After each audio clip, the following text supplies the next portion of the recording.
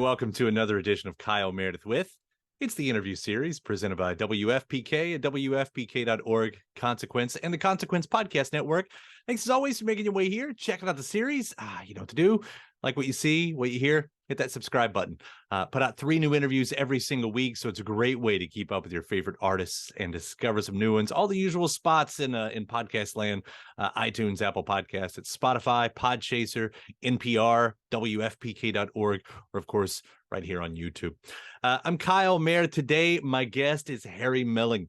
Going to be talking with the actor about the new movie, The Pale Blue Eye, out now on Netflix. So it's really interesting concept. Harry plays a very young Edgar Allen Poe, and it's a mystery. It's a murder mystery, and he's playing opposite Christian Bale, who plays a retired detective. And they got to solve this murder that's happening around it. And it's dark and it's beautifully shot and it looks cold and it looks in the freezing cold. So we're going to talk about that. We're going to talk about how it was shot. We're going to talk about the story. We're going to talk about what it was like playing Edgar Allan Poe and his connection to the famed author. We're also going to talk about why he's attracted to darker roles, all the way back from even Harry Potter, where, of course, he became an prominence to a lot of us, playing Dudley Dursley back in the Harry Potter days. We'll discuss that a little bit. And music, too. Of course, we're going to get into music. He's been into some cool UK punk and post-punk lately. Black Midi, Squid, I think, is a couple of the bands that he mentions here. So it's all that and more. We're talking The Pale Blue Eye. It's Kyle Meredith with Harry Melling. Hey, Kai, how you doing? I'm doing great. It's a pleasure to meet you. Thank you. Likewise. Yeah, let me compliment you on Pale Blue Eye. What a wonderful story. Beautifully acted, incredibly shot. I mean, what an outstanding piece that you all have done here. Thank you. Congratulations. Thank you so much. Thank you. Yeah. I talk about beautifully shot and for it being so cold, where did you guys shoot this at? We shot in Pittsburgh, so it was very, very cold. Much like you see in the film, but I think in a way that really added to the whole atmosphere of this very brutal world that they found themselves in the 1830s. Yeah, and here you're playing one of the great authors of all time, and we're talking about Edgar Allan Poe for this, which I don't know that I've ever seen Poe as a central character. I should start. What's your relation to him? I mean, did you have interest in Poe before you came into this? I did. I mean, I didn't know much in terms of his writing. The things I did know were the Telltale Heart, which I think which is probably the big one, alongside The Raven, and I also knew The Pit and the Pendulum. Strangely, that was the other one that I was in the know about. And obviously, I knew he was a very iconic writer. But in a way, what was so exciting about the proposition of getting the chance to play him at a younger age was to very much challenge those perceptions of what people see when they say the name Edgar Allan Poe. Yes, he turned into this very somber, gloomy, dark figure. But what was he before that? And that was something that I really enjoyed sort of exploring. Yeah. So how do you find that character then? Because again, we all have this idea of him. Are you creating something, or is it a deep research project? Where did you find this version of Poe? It's a combination of both, I think. I think it's a lot of research went into this, a lot of reading his own stuff, as well as what other people wrote about him. And other people were very contradictory in terms of the things they said, which was actually a nice insight into who he was, this very mysterious figure. And so I take all that information, that research, and I'd go back to the script and I'd try and work out what was useful and what wasn't, because at the end of the day, we are creating something new, and I wanted it to feel fresh and alive in that sense. And what Scott wrote quite brilliantly was this very charming, very awkward person who was trying to find a sense of home and belonging, and was almost trying to don this performance as this young poet to the crowds that he found himself in. And I thought that was really interesting. Someone who has not settled into his skin. He's not quite comfortable in who he is. And then I think during the course of the film, he reveals more and more about his what's really going on with him, his vulnerabilities, his gentler side. And then hopefully by the end of the film, we understand why he turns into the person that we think of when we say the name Edgar Allan Poe. You know, this far darker, heavier, very complicated man. So that was kind of my goal, I think, throughout the filming, the journey of taking him from this very young, impressionable, awkward, very talented and smart guy into a far darker place. Yeah, it's interesting. A lot of times, or sometimes I should say, when these happen, like, you know, you can almost strip away, because we mythologize people, and to take a backstory, to humanize them. I don't know, for me personally, that can strip away, but I don't feel like the legend is still there for what you've done. Like Good. it's still, That's good to hear. That's good to hear. Happens. Yeah, and then there's this whole thing. I mean, when I look at this movie in this period, I mean, there's so much, I think, of science versus superstition. Yep. And Poe, like, where do you find that he is in this moment in his life? Because it does feel like a bit of a crossroads. Absolutely. I mean, Poe was fascinated with the idea of death and the occult and the supernatural and what happened after you died. Where do you go? What is a life force? What is a spirit? What is a heart? All these things are in his writing, you know, in all his writing, really, and his poetry. And so I really tried to tap into that sense of, why is he so fascinated with this territory? Why is he so fascinated with cemeteries, for example? He loved going to cemeteries. So I started visiting cemeteries just as a sort of, just building up my world picture of who this man is. And I would take some of his writings and I'd read at the cemeteries and just soak up the atmosphere. And I think it's all there in Scott's vision.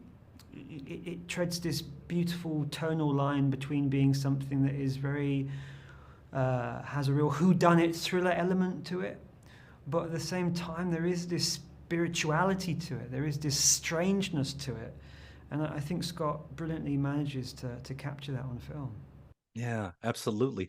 For you, I mean, do you find yourself that you're attracted to roles like this? I mean, I think of some of your roles being supernatural, sometimes darker, you know, in that regard. I mean, does this have a certain allure to you?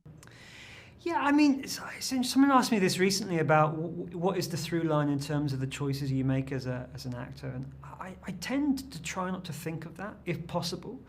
But obviously you're attracted to certain elements of people, so maybe there's a thing there that I find myself revisiting. I certainly like people who are restless, who are quite full, you know, full of life, and you know that can be in a quiet way. But people who can really who have colour to them and nuance. And so if I think a script has that, I often am more game to have a go at trying to offer something towards who this person might be. Yeah. Well, one thing I do appreciate about the roles you take, I mean, they seem to be adventurous. Yes. Even bringing out recently with Please Baby Please. I mean, you know, it seems to me like that's really what I do appreciate, is every character that you embody seems to be very adventurous roles. Oh, that's really good to hear. I mean, what was so great about that movie and about a lot of the movies is, I think when I was younger, there was a big sense of trying to get it right. You know, trying to you know, pick the right job or make the right choices for performance. And actually, the more and more I do it, I just want to experiment. I want to experiment with people that I really admire, actors and creators, and if I'm in that territory and there's no real sense of right and wrong, and I'm always risking something, then I'm kind of happy, because I feel like I feel like it's always going to be a creative endeavor, and if I live in that world, I'm kind of fine. Even if it falls flat on its face, it doesn't really matter, as long as it's got some kind of intention behind it. Then I'm good. Well, we should bring up that cast, because this movie has an incredible cast. Oh, it's incredible. Yeah. And you know, let me not be condescending about that at all, because I want to say that you, I think, are one of the great actors of your generation, but you've also been working with these legends throughout your career too. Is there still a sense of getting your footing when you've got this many great actors around you? I always say what great actors do is they lift you up into their space or place, whatever you want to call it. They elevate you to their greatness, for want of a better word. And that's what I found on this job. I mean, working so closely with Christian on this was just a joy. He is the most generous, giving actor. He's always there and present and alive for you. Even when he's off, he's just so focused, and it just lifts you into something else. And that was the same with everyone in the cast. There was such desire to make something that was really special. And when you're working with like Timothy Spall, Gillian Anderson, I mean, Robert Duvall, the list is endless. You're just constantly pinching yourself, saying, "Wow, I am amongst such great creators and artists. How lucky am I?" So it was a wonderful experience. I had the small chuckle when I saw Timothy Spall in it, because I didn't know he was in it beforehand. I said, for as many people played in the Potter universe, that must be impossible to really get out of that. That must be sort of always all around. Yeah, it's a big thing. The Potter universe. It's something that I think all of us, I think it's probably fair to say, are very proud of. Very proud to be in something that is that significant and has reached so many lives. And generationally as well, like friends of mine who are having kids are now sort of introducing their kids to the world. So it's a forever giving sort of storytelling life force almost. But at the same time, you have to move on. You have to move on and get on with your life and pursue the things that interest you. And so that to me is the thing I want to do now. I want to sort of continue to invest in characters and creative people that I want to work with, and hopefully the Potter thing will slowly, fade away. But it's not. I'm not turning my back on it. I'm just hoping that it will slowly sort of be less noisy. Right. Well, just to comment on how many cast members are still just out there making amazing movies and films, arts, as it were.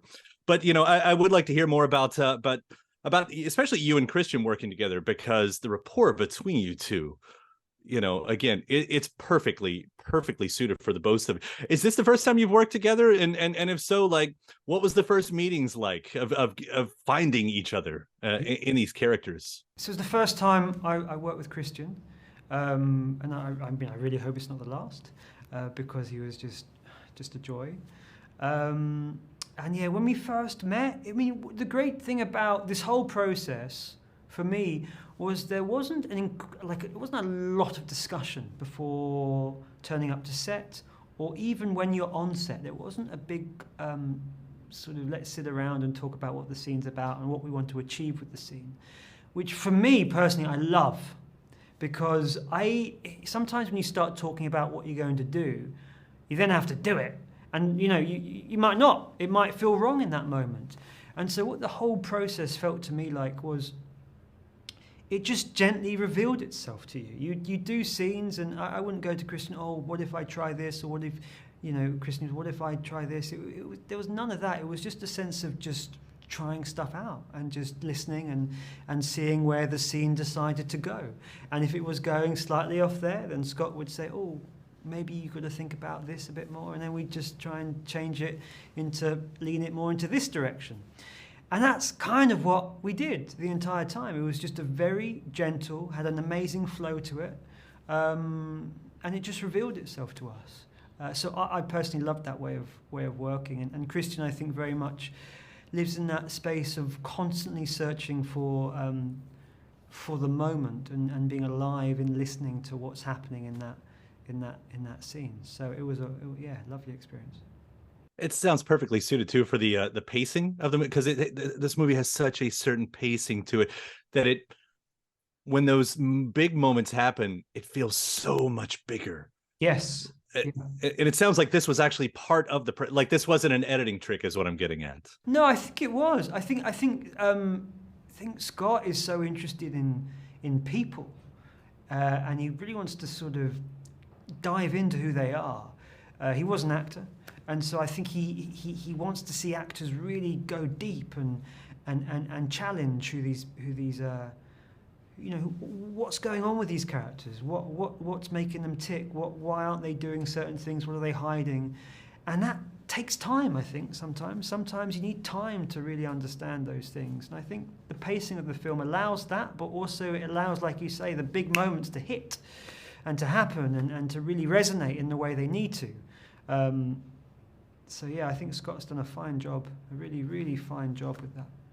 Yeah, well, those big moments at the end are very big moments at the end. Oh, thank you. Yeah. I certainly love it. I want to quickly ask about Charlotte Gainsbourg is in here, and I'm such an admirer, especially of her music. I started looking around at just the things that you've done with Charlotte, working with Pokey Lafarge, who I have great affinity for, back in The Devil All the Time. Even I don't think you worked with him, but Tom Waits being in the Ballad of Buster Scruggs. But with Charlotte being on the set, I mean, do you bring music as a part of your process at all? I do, yeah, I really do. I'm often in the car going to set, and I'm listening to music just as a way of sort of slowly getting myself into a place. And often you find, sometimes music really helps and sometimes it doesn't. I mean, it depends from job to job. Sometimes if you're playing a very chaotic person, you might listen to some very chaotic music, and that might sort of let you get somewhere. But yeah, it changes from job to job. But I mean, when you just said the names there, I'm so lucky to have got the chance to work with a few of them. Sadly, I didn't work with Tom, like you said, but certainly Pokey and Charlotte, who are just lovely, really lovely to work with. What's your typical musical lane, if you don't mind me putting you on the spot? Not at all. It's very eclectic. I'm sorry to say. At the moment, I'm getting really into my punk music. So I'm listening to this new band called Squid, which are a UK band, and they're really cool. They're really adventurous. And this other band called Black Midi, who are really out there. I don't know why I'm just into maybe I don't know, maybe something. Punk seems to be having a real sort of resurgence in the UK, certainly. Maybe people are really angry. I don't know. But yeah, so I'd say that right now. Yeah.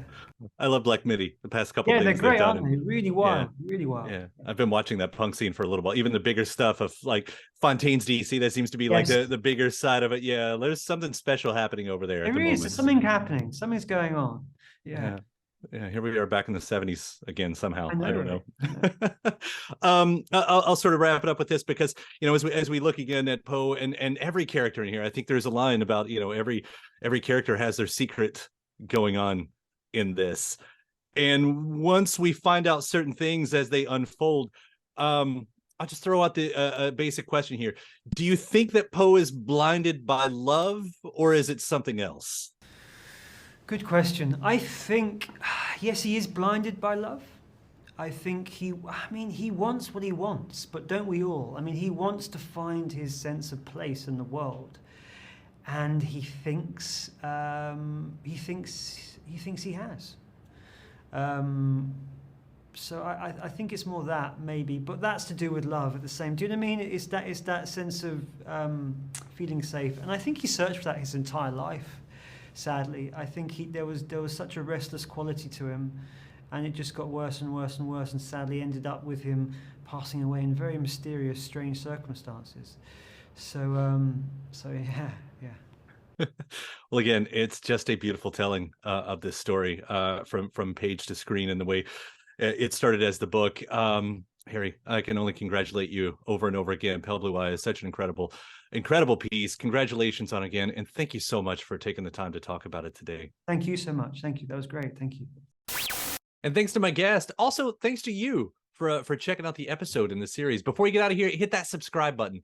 Again, you get 3 brand new interviews every single week. New one every Monday, Wednesday, and Friday at right here on YouTube, or of course anywhere in podcast land, including iTunes, Apple Podcasts, Spotify, Podchaser, NPR, or WFPK.org as well. A great way to keep up with your favorite artists and discover new ones as well. Then after that, actually head over to WFPK.org. That's where I do a show Monday through Friday, 6 p.m. Eastern.